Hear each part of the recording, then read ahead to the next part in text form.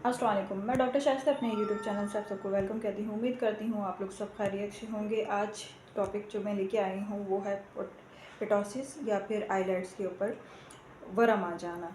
इसकी ख़ास सिम्टम्स और कॉमनली कॉजेज़ के ऊपर डिस्कस करना चाहूँगी। पिटोसिस जिसे आमतौर पर हम झिल्ली की या पलकों की नाम से देखते हैं, जिसमें आपकी पलकें या आपके जो पपोटे होते हैं ऊपर के वो ढलक जाते हैं, उनके ऊपर स्वेलिंग आ जाती है और स्वेलिंग की वजह से आपकी आइलेट्स जो है मुतासिर होती हैं। उसमें तकलीफ़ होती है, खुद शनासी की जो है एक तरह से कैफियत होती है कि आपकी आइलेट्स जो है वो गिरी गिरी नज़र आती हैं एज फैक्टर से पहले ही। कुछ लोगों में ये कॉमनली जो है बाय बर्थ होता है और कुछ लोगों में जो है ये इन्फेक्शंस की वजह से वजूहात पैदा होती हैं। जैसा मैंने जिक्र किया, पिटोसिस एक ऐसी हालत है जिसके अंदर आपकी आइलेट्स या पलकें ख़ास तौर पे झुलस जाती हैं, जिसमें या फिर पुतलियों के ऊपर वो ढलक जाती हैं वरम की वजह से ढलकी भी लगती हैं। जैसे कि एडल्ट्स के अंदर या आपके जो दादा दादी होती हैं उसके अंदर देखा होगा आपने कि वो उनकी स्किन जो है लटकना शुरू हो जाती है। तो ये एज से पहले ही आपके आइलेट्स जो है लटक जाते हैं, उन पर वरम आ जाता है। उनकी कहना चाहिए जो मसल्स होते हैं वो, जिन्हें हम ल्यूटेल्स कहते हैं, वो वरम की सूरत में आपकी आइलेट्स के ऊपर ढलकना शुरू हो जाते हैं।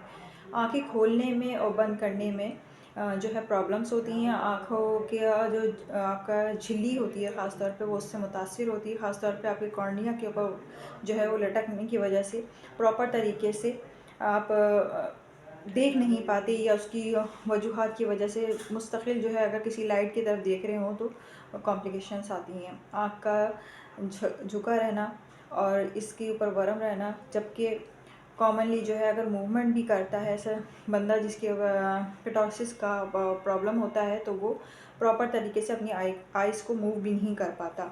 इसकी कॉम्प्लिकेशंस के ऊपर जिक्र करना चाहूँगी, जबकि इसके जो पट्टे होते हैं या मसल्स होते हैं किसी वजह से भी कमज़ोर होना शुरू हो जाते हैं और एक तरफ़ा जो है वो मूवमेंट नहीं कर पाते। जैसे हम अपनी आइज़ को कम्प्लीटली मूव कर सकते हैं हर लाइट्स की तरफ या मूवमेंट की तरफ, तो वो प्रॉपर तरीके से मूव नहीं कर पाता ऐसा पेशेंट जिसको पिटोसिस का प्रॉब्लम्स हो। ख़ास तौर पे बच्चों में, और जिस तरह से मैंने ज़िक्र करा कि एडल्ट्स के अंदर आपके ज़ईफ़ लोगों में ये कॉमनली प्रॉब्लम्स हो जाती हैं, मगर अगर जिनके साथ पैदाइशी ये प्रॉब्लम्स हों तो वो आपकी मसल्स की, आइज़ के मसल्स की ख़ास तौर पे वीकनेस की वजह से होता है। या आइलेट्स की मसल्स के अंदर इतनी जान नहीं होती, उसके अंदर ब्लड का सर्कुलेशन इतनी ज़्यादा नहीं होती कि वो कम्प्लीटली तौर पे मूव कर पाए, और उस कॉम्प्लिकेशंस की वजह से ऐसा पेशेंट बहुत ज़्यादा अपने आप को इरिटेट महसूस करता है, क्योंकि वो प्रॉपरली अगर किसी चीज़ को देखना चाहे, जैसे कि मिसाल के तौर पे मोबाइल को कम्प्लीटली तौर पे अगर फॉलो करता रहे, देखता रहे, तो उसकी शुआओं से या उसकी लाइट्स की वजह से उसकी आंखों से मुस्तकिल पानी आता है, जिसकी पानी की वजह से वो इरिटेट होता रहता है। तो होम्योपैथिक की दो तीन मेडिसिन आपको इस सिम्टम्स के लिए डिस्कस करना चाहूँगी और आपसे शेयर करना चाहूँगी, ताकि अगर कोई भी इस तरह की कॉमनली प्रॉब्लम्स का शिकार है तो वो मेडिसिन से फ़ायदा उठा सके और उनको यूज़ करवा सके ऐसे पेशेंट्स को। इससे पहले एक रिक्वेस्ट है मेरी कि मेरे चैनल को प्लीज़ लाइक करा करें, सब्सक्राइब किया करें, शेयर किया करें। मैं बहुत मुश्किल से वीडियोस वगैरह वेयर करती हूँ और आप लोगों के लिए वो टॉपिक्स चुन के लाती हूँ जो कंटिन्यूसली मेरे पास पेशेंट्स आ रहे होते हैं और उनकी क्यूरीज होती हैं, ताकि आप तक भी वो रसाई हो सके। और मैं वो चाहती हूँ जो मेरे पेशेंट्स जिस चीज़ से हील हो रहे हैं, ताकि आप तक भी वो कॉमनली मेडिसिन पहुँच सकें और आप लोग अपने घर पे ऐसे पेशेंट को खुद भी डील कर सकें। मगर बेहतर यही होता है कि प्रॉपर तरीके से अगर किसी प्रॉपर फिजिशियन से गाइडलाइन ले ली जाए सिम्टम से रिलेटेड, तो वो आपको सही भरपूर मेडिसिन। होम्योपैथी की मेडिसिन से पहले यही जिक्र करना चाहूँगी कि अगर किसी अच्छे बेहतर फिजिशियन से आप लोग गाइडलाइन लेंगे तो वो सही तरह से आपके सिम्टम से रिलेटेड या कॉजेज़ से रिलेटेड आपको सही मेडिसिन प्रिस्क्राइब करेंगे, जो आपके लिए बेनिफिशियल साबित होगी और पोटेंसी वाइज देंगे, ताकि आपको उससे अफाका हो सके।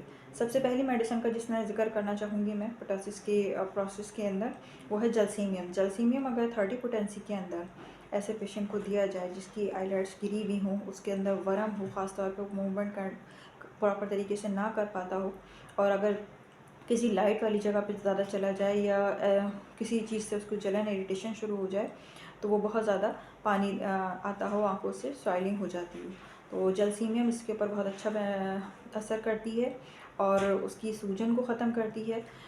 जिस जगह भी बॉडी के अंदर ख़ास तौर पे मसल्स जो है अपनी मूवमेंट रोक देते हैं क्योंकि वहाँ ब्लड सर्कुलेशन कम होती है, वेंस वर्किंग नहीं करती, मसल्स जो है पुलनेस हो जाती है, तो उसको ब्लड सर्कुलेशन वहाँ पे लाती है और उसकी मसल्स की रिकवरी करती है ताकि वो प्रॉपर तरीके से मसल्स भी आपके वर्क कर सकें, आपकी बॉडी के अंदर हिल जुल सकें।